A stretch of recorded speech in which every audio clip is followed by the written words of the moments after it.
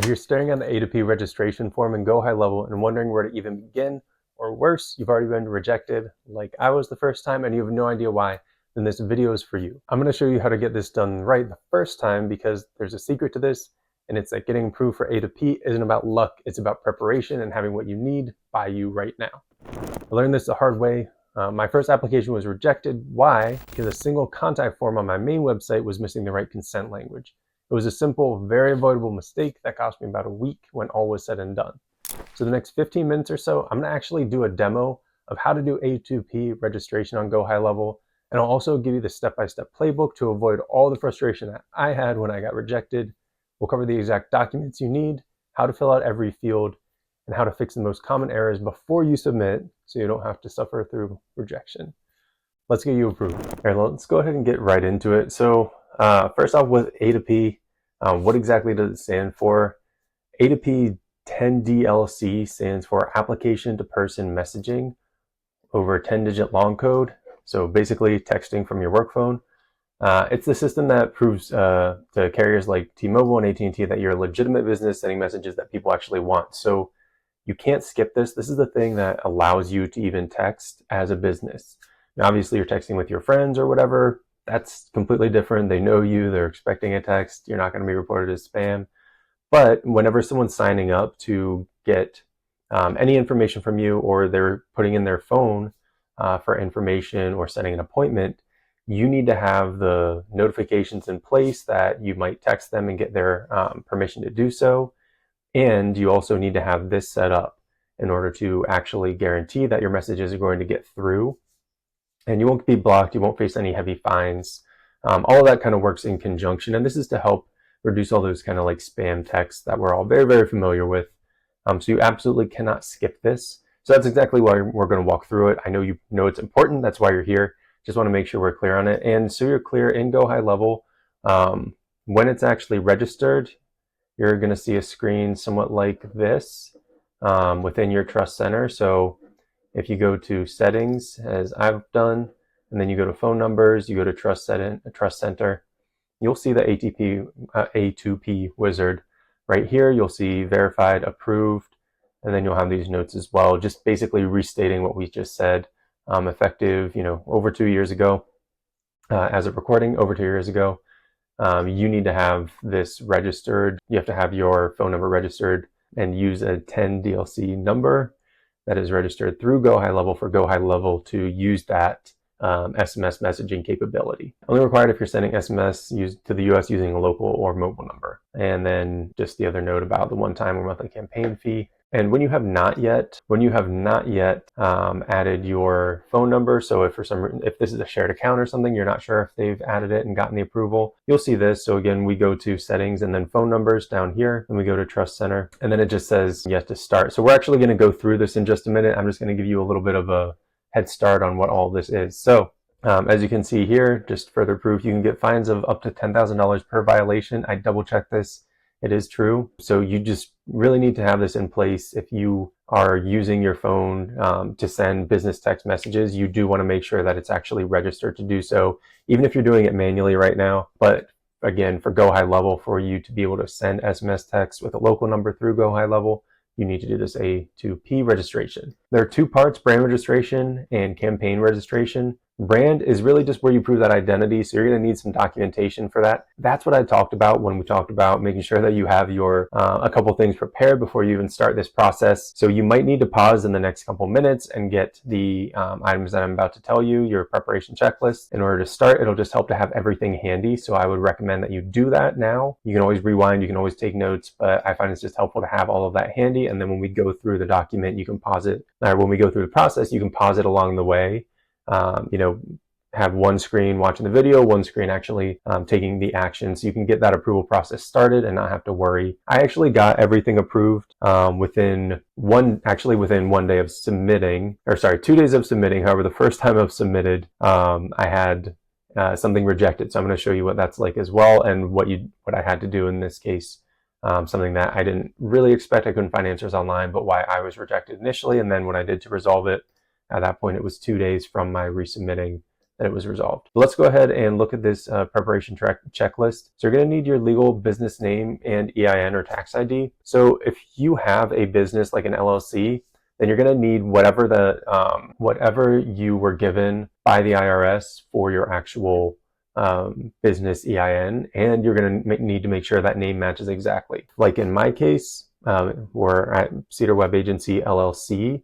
I need to have that LLC on there, and it needs to match precisely. So if you have, a comma or periods or whatever else you have there, you can get rejected if things are not exactly the same. So just have that document with you, and it'll make this a lot easier. And then again, you'll have your EIN on that, and so you'll want to use that. I'm going to fill in fake stuff, so you don't need to worry about, you can, kind of watch me. I'm just going to put in fake stuff because I'm not going to actually submit it. I'm just going to go through and put all the same things that I put in, again, other than the fake details about a fake business. You also need your official business address. So if you, when you registered your business, you had to provide a business address as well. Again, this needs to match what's on file with the government. So no PO boxes for standard businesses. This shouldn't be something where it's obviously not a fake address, not like an Amazon locker address, nothing like that. This is going to be a real address that you actually registered your business with the government using. And then a live website with a privacy policy. So you do need your website to be up. And you also, this is something else that I heard quite a bit. If you actually are using just like a subdomain for GoHighLevel, you'll want to make sure that the domain as well is live, and that both of those things link to a privacy policy, and that the entire operation, the entire website and subdomains are not going to have anything that's contradictory to what I'm telling you. So you should not have two different privacy policies where one says we share all the data and the other says we don't share any data without your consent. Similarly, your terms and conditions should be, again, I would use the same ones, but for example, and when I say subdomain, what I mean is this. So GoHighLevel.com is a domain.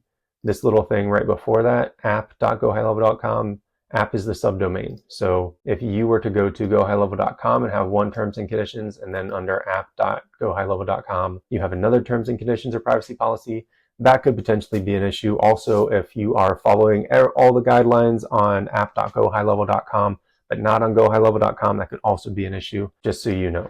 All right, so this is all to say, this stuff is really important. They actually review this with a person. So a person, or I'm sure AI at some point, or maybe even now, but they will go through and look for ways that you're not compliant, because really they do want to make sure that when you register the phone number, your website's real. It's not going to send anything spammy, because you're basically getting their seal of approval in order to send these text messages. You need a compliant opt-in method. This is actually where I got rejected. It's not because my one form wasn't compliant. It's because of another form that I had for contact, where I had phone number as an optional field, didn't have the checkboxes that are required in order for them to consider it compliant. So I'll show you what that looks like. This is my main domain, cedarwebagency.com. This is one page where I do have a form with a phone number as an optional opt-in. Now you'll notice these two checkboxes here. I didn't have them at first. This was my issue.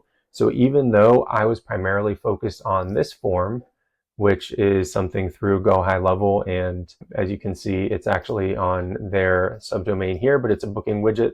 I was primarily concerned with this form where I'm using these checkboxes and have the phone for text/SMS. Because I launched that form from my website, they also checked my website and my domain, and that was a big problem. So when I tell you to make sure that your entire website is compliant, that's what I mean. Any other contact forms you have on there, you're going to want to make sure you have the compliant language as well.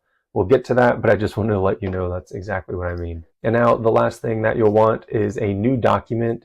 So I use this just so when you're actually submitting your information, you can share that document and link to it, and that'll help your application review process. So I'm going to create a new one, and then I'm going to make sure to share it, and then I'll fill it out along with you so you can see what I'm sending. Okay, so I created a new Google document. I'm just going to go ahead and title it. Using Markdown, and I'm just going to say that so we get the title.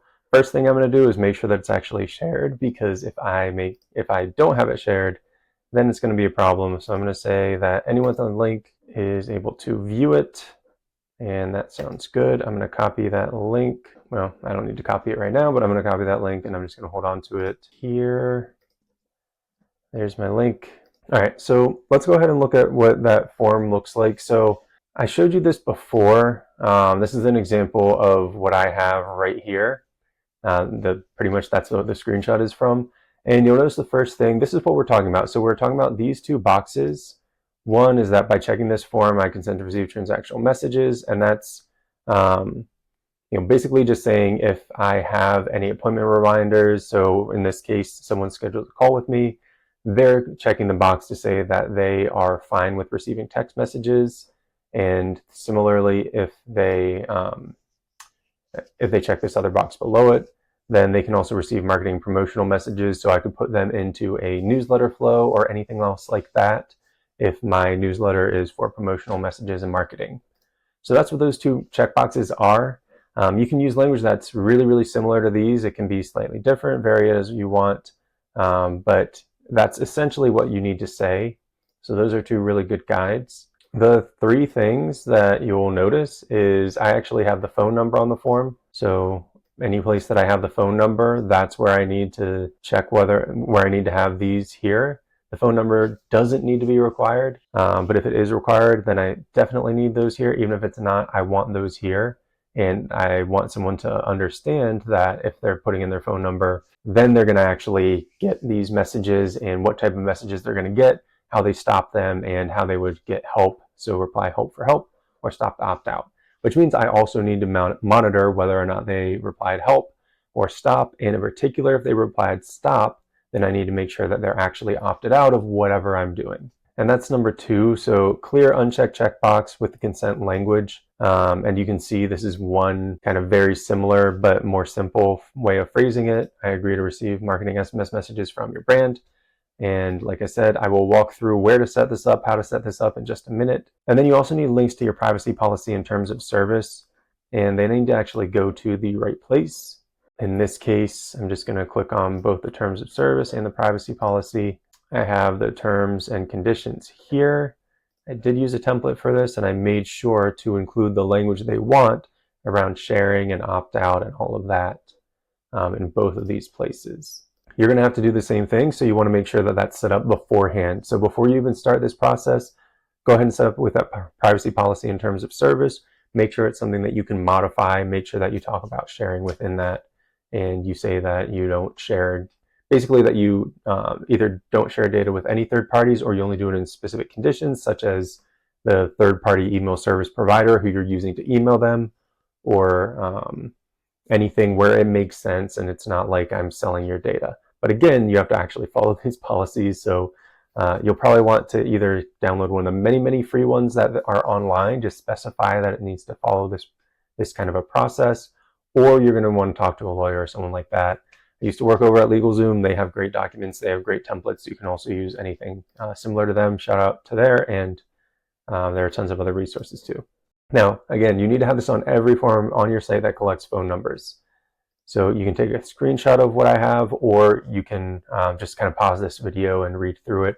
They also have examples of this within GoHighLevel. So some of this you'll be able to see from there. Now it's time to get to the fun part. So we're actually going to do the walkthrough from start to finish.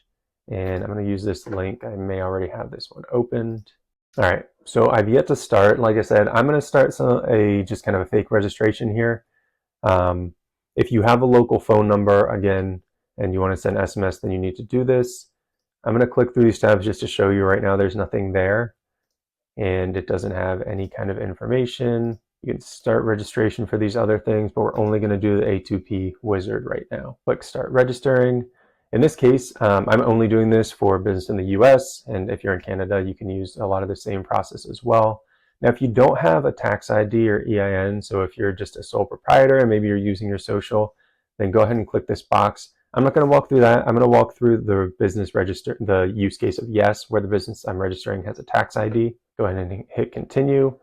So as you can see, I actually started to put in some of this earlier. I didn't realize it would still stay here. So we'll just really quick clear all of that, clear all of this stuff. Some of it we need to leave in, but I'll go ahead and show you everything that we're doing here. Start with the business name. Again, I talked about if you have LLC at the end of your business name, then you need to put it there. So in my case, I would have put Cedar Web Agency LLC because that's our official name. and it is an LLC, so that's what I would put. If it's a corporation or any of these, of course, select the appropriate one. Most of you, I'm guessing this is an LLC if you're watching this video though. And then I have an EIN, an employer identification number, so I'm going to use that. But of course, if you're in Canada, select the one appropriate there. And if you're in a different country watching this, I'm not sure everything will apply, but go ahead and select, of course, what is relevant to you. And because this is fake, I'm going to put in the same registration number they have. Similar, actually, because I think I mistyped, but nonetheless, you want to put in your actual EIN. So this is symbolic of my EIN. It is not accurate. So once I put that in, and again, I'm referring to my actual, my EIN document from the IRS. So there's a sample EIN document. So if you are in the US, then you would find your EIN right under here, and you would find your official business name under this top part of where it's blurry. It would have your business name. So you want to include that as well. And you would have seen something like this. All right, so as we're going through, tax ID, business address, and contact info. This is also something that we want to be really precise with. You definitely need to make sure that this business domain is somewhere that you get information. So in my case, I'm going to use my actual business domain and an email address because we will need to verify that email address in a couple of steps. All right, and then I'm going to put my website URL. So I am going to use my actual website here. The difference, like I said, is the EIN and such are fake. And I'm going to go ahead and also hit continue down here because the region of operations is the USA and Canada. Select everything that applies. You may have other restrictions in other areas. Again, I'm focusing more on the US right here. And I believe in Canada, a lot of this is similar.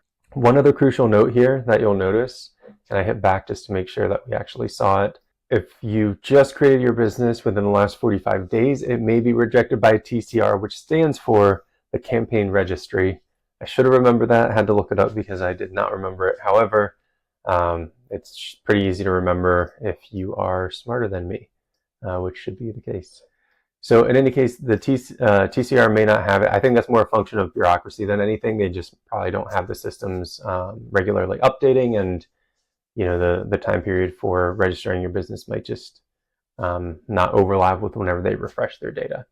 So in any case, you may want to preemptively reach out to them by if that's the case, or wait that 45 days, or just kind of chance it. But again, you may run into that error of rejection simply because you're not yet registered. Put your business industry, depending upon what you're in, it could be media, online, technology. That's pretty common for, I think, a lot of the people who might watch this video, but of course, select whatever's appropriate for you. Hit continue. All right, so now we get to the business address section, and you can easily just put in your actual business address here. So this again has to match. So it has to be what it was registered as with the IRS.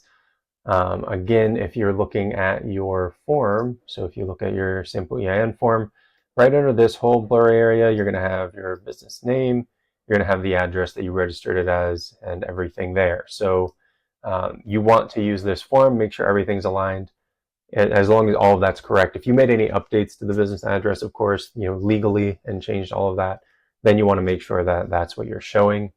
However, for simplicity's sake, I'm going to assume that it's just correct on your IRS form, and if not, you probably know where it is correct and you can get that.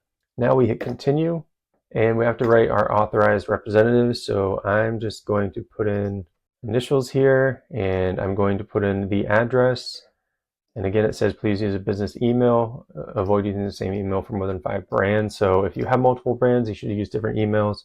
I'm going to use, again, the same one that I used earlier because that's what I want to have for this. And I'm going to see if it'll let me put in a fake phone number here so we don't have to blur this out. 222, and by 222 I mean 333-999-0000. Really being angry at me. Let's try one more. I don't know whose number that is, so don't call it. I have no idea what it is. Well, let's just say that this is a director. We'll hit continue. All right, now it wants us to verify the email address. So it's going to send me a one-time passcode. That's why you need to actually use your real email, as you should, generally speaking. I'm going to do that off screen, and then I'm going to enter it in here. I'll be right back. All right, enter the one-time passcode, hit verify. Email successfully been verified, so we are on our way now. So here's something that it might confuse you at first, but basically no one who's watching this video is going to need the high volume standard. Low volume standard, it's just really for pretty much anyone who would be doing this by themselves. You're not going to need the high volume. You're not going to have a need for more than 6,000 segments per day, especially if you're doing the kind of work that most of us are doing, where we're getting leads, we're booking appointments, we're following up with them, and we might be sending them some promotional information or promoting a webinar or whatever it might be.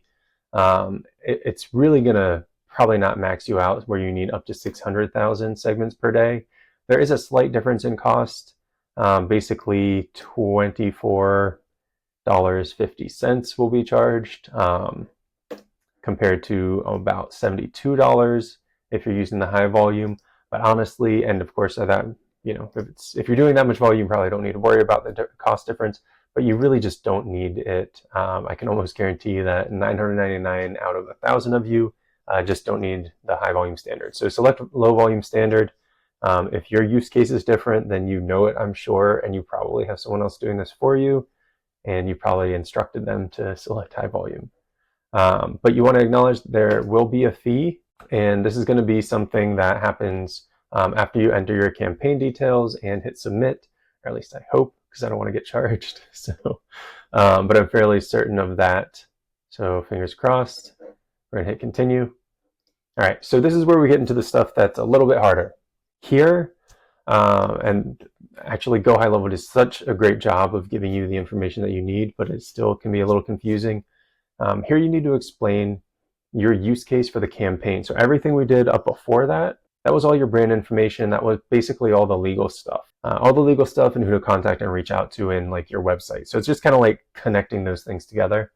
This is where we're actually dealing with the campaign information and how you want, how you're going to use this SMS texting ability. So let's go back to our little document, because now we've kind of like filled out everything in part one. And now we're on part two, which is exciting.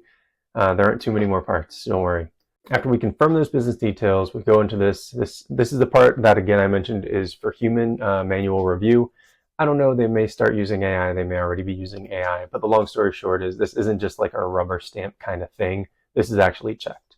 And like I said, I know that because I screwed up something and was rejected initially. And while I'm used to rejection, it hurt deeply and it took me a little while to figure out. But I'll show you, again, I'll show you what I did. I kind of talked about it earlier, and I'll show you how to do it right and what I fixed. All right, so again, I said low volume is the way to go. So I'm going to skip over that little paragraph there. Now, you need to be specific when it comes to campaigns. As this says, don't just say marketing. You need something where you're being very, very specific about the use case and providing real examples. And these should be as realistic as possible. In fact, this should basically be where you're writing out what your opt-ins are going to look like, and what your use cases are going to look like, and then what your actual messages are going to look like, and even what the opt-in text is, because frankly, it's not a bad thing to tell everyone exactly how you're going to use their information, because people like that, and this is both as the consumer and the person reviewing your campaign want to know it. So it's the same information. So let's go back to it. Let's look at the example. So in this case, low volume mixed, we're going to have this campaign where our use case is sending appointment information, and you can hit copy right here. So you could copy any one of these three, and you could just paste that in. So I'm going to actually copy the top one. That is the best one for my use case and probably for most of yours. So it sends appointment information, confirmation, and reminder messages to customers once they've booked an appointment with.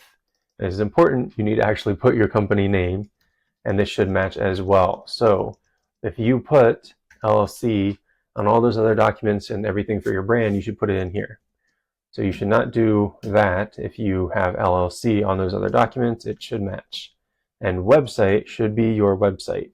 So if it's, let's just say it has a subdomain. So remember, a subdomain is something like site.domain.com.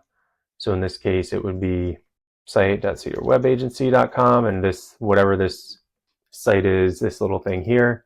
That can be whatever word you want. Now, this has to be something that you've already set up. So if you don't know what I'm talking about with a subdomain or you haven't set it up, don't worry about it. I'm just explaining that you want to make sure this matches what you put in your brand and business information previously. So if you have the subdomain in here, go ahead and put it in. If it's just from your website and that's what you put in previously, go ahead and put that in as well. So on your website name, you can be even more specific and you can say /contact, but broadly speaking, because it's your website, then, and they're going to check the whole thing, you can put in the website as it is and opted in to receive promotional and notifications from, and again, you want company name. It is always easier to copy and paste, put your actual company name. So that should be pretty straightforward. Now, again, we'll go to the sample message down below. And of course, if this doesn't suit your use case, or it's you might have multiple use cases for this campaign, then you can put in as much information as is helpful. You can also have multiple campaigns, but we're going to keep it pretty simple. We're going to use something that fits basically that broad spectrum of confirmation and reminder messages, as well as promotional and notification SMS. Our sample message, they have those here as well. So both of these are pretty good. I'm just going to copy and paste this top one because that's more my use case generally. And we're going to go ahead and copy our business name as well. Generally with these messages, I've noticed that I just prefer the top ones. You can choose whatever's going to make the most sense for you. GoHighLevel provides them because they work. I like to use these very, very specific ones.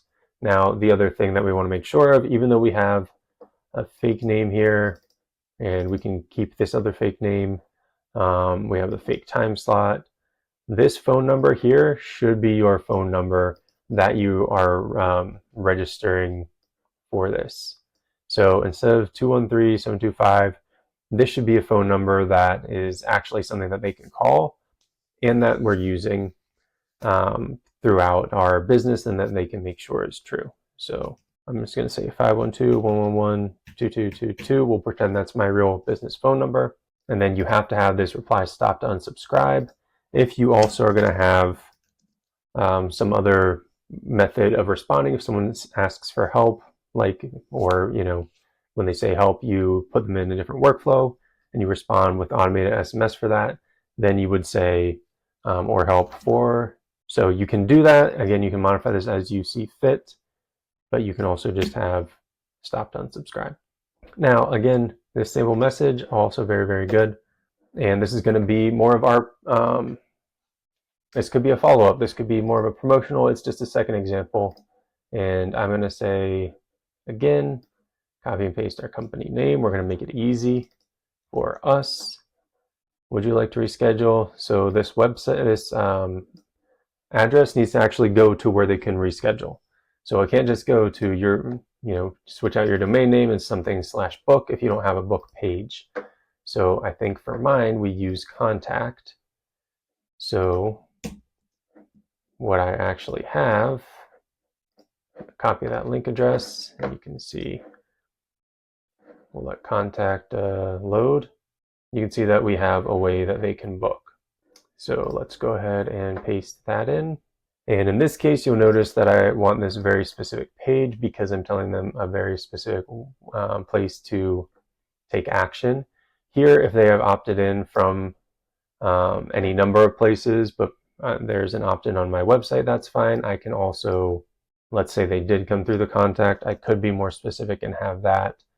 And that's going to be, again, like an example of a message. Stop to unsubscribe. Again, if I had said or help for help, then I would want to include that on both of these. So the message will include an embedded link. That's if it's going to have a link, and because it does have my web address in both of these cases, I'm going to check yes for that. It will include phone numbers, as you can see in one example, it does. So we're going to check yes for that. If it includes age-gated content and, you know, something that falls under the, so what I was looking for was this little note that I had. So if your samples contain any forbidden content like shaft, which is sex, hate, alcohol, firearms, or tobacco, or other high-risk content, it's probably going to go through some hurdles and may not get approved. So broadly speaking, if you are looking at this box and saying that there's age-gated content as defined by carrier and CTA guidelines, you may have issues, and that's well beyond the scope of this video, so I'm not going to be able to help you there, but you should definitely know if that's going to be the case. And similarly, if you include content related to direct lending or loan arrangements, also going to have issues. You probably are at some place where you have a legal team who can help you walk through all of that, and you may be going through that entire process completely outside of GoHighLevel. I don't know, but this video is not going to cover that. In any case, we've just verified all of that fun stuff, and now the other thing that we can do is we can actually put within here a link to our document. So remember how I asked you to make that document?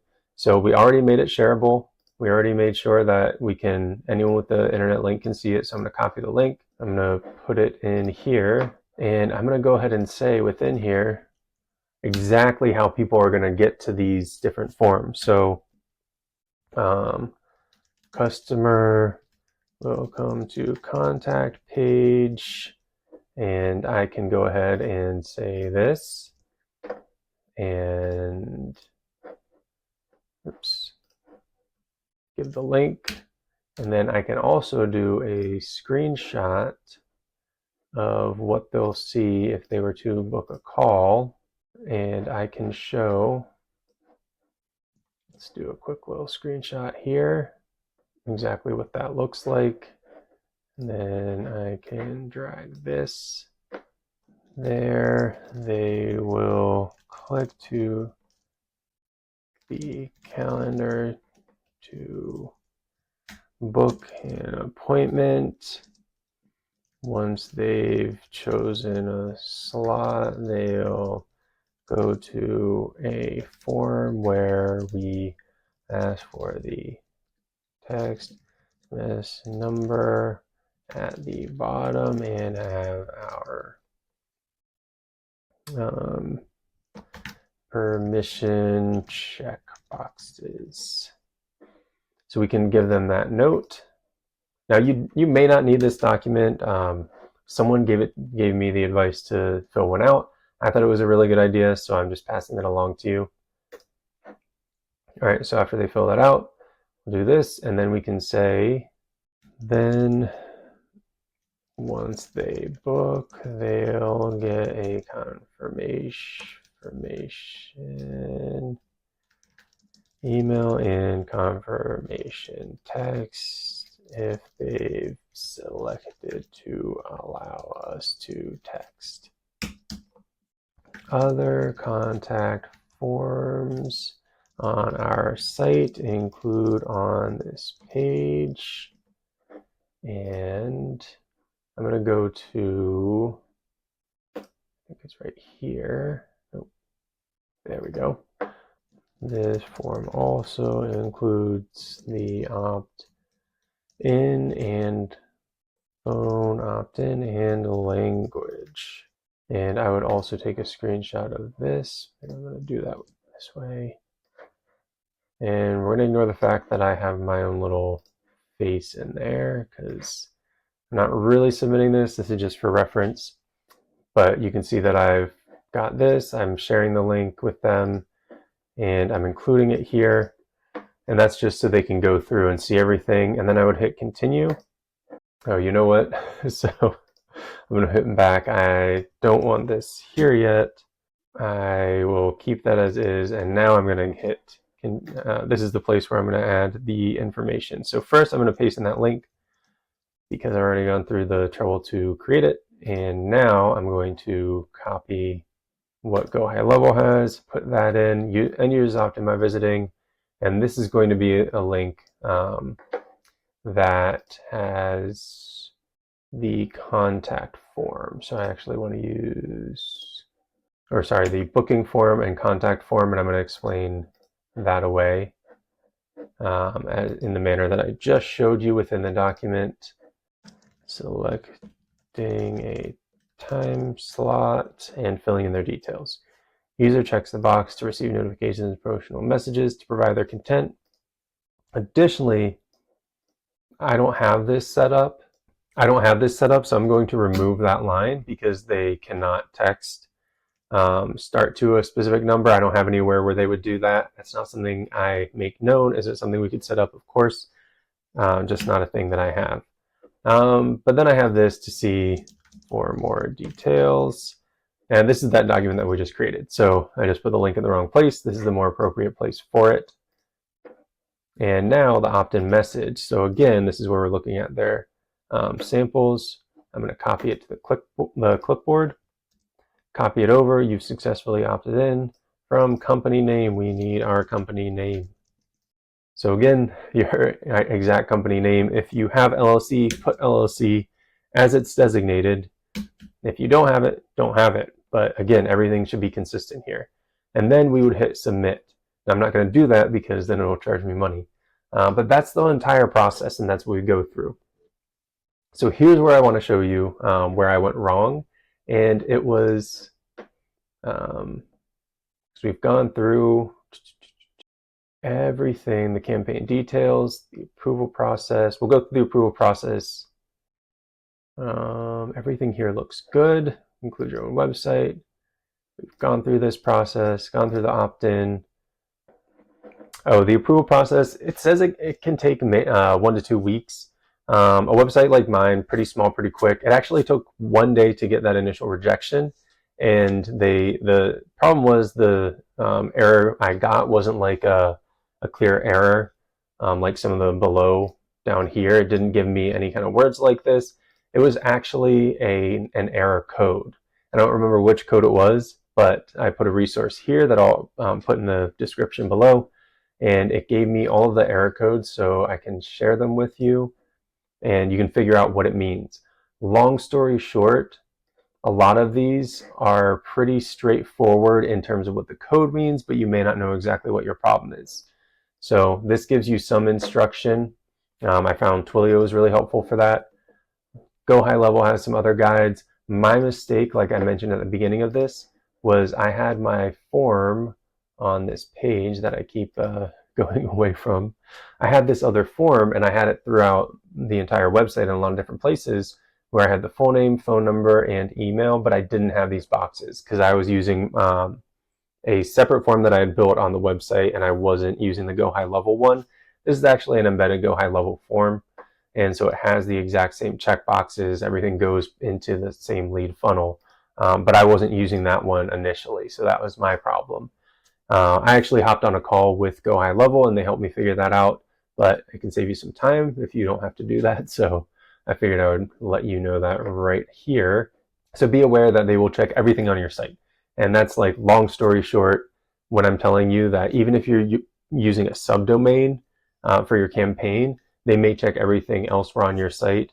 It's definitely true. You want to make sure it's accurate across the board. So don't make that mistake. Don't be like me. Be smarter. All right. So after approval, once you're approved, and again, in this case, I was rejected in 1 day. I reached out a couple days later and resubmitted.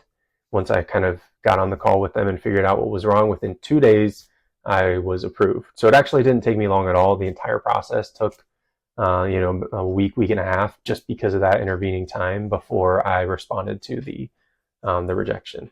And but once you're approved, you do need to make sure that you always have reply stop to opt out on your first message, and then periodically throughout your exchanges, you need to monitor your opt-out rate.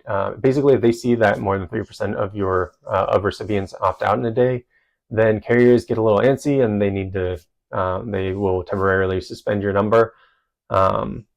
This basically means that there's something going wrong. You should not be having 3% or more recipients opt out if you're providing something that they signed up for, and especially if it's something like a confirmation for an actual appointment. Also, ramp up slowly. So your trust score is going to be something that you build over time for this number, because frankly, when they first approve you, they don't really know that they know you're a valid business. You have all the paperwork there, but they don't really know that people are going to approve of you sending them messages, because you don't have that reputation yet. So for all they know, you're still not getting people through the opt-in channels properly, or you just are buying lists or whatever it is. So until you kind of build up that reputation, you're going to want to take it a little slow. I have some bonus FAQs here. Let me know if you want me to share this document. This basically goes through just some of the information that I found when I was doing research, as well as for this video, as well as for my own case when I was going through the A2P approval process myself. So let me know if you're interested in it, and I will add something like it or add it exactly. But long story short, I'm going to put in some of these key links here. Hopefully that's really helpful for you. I don't want you to spend a bunch of time worrying about this.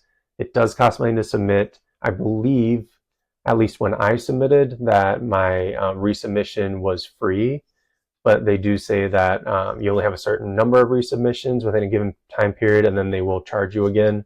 So save yourself 25 bucks, do it right the first time. That's the best way to win on this game. So if you're running an agency on GoHighLevel or looking for help prospecting, check out Smart Directory AI. It's our way of helping you get your foot in the door with marketing clients. In just minutes, you can build an online directory to use as a prospecting tool so you stand out from the crowd. You don't need to code, wrestle with AI, or design a thing. Check it out with my link in the description for a free trial. It takes less than 20 minutes to set up, and you get training, guides, and much, much more. All right, until next time.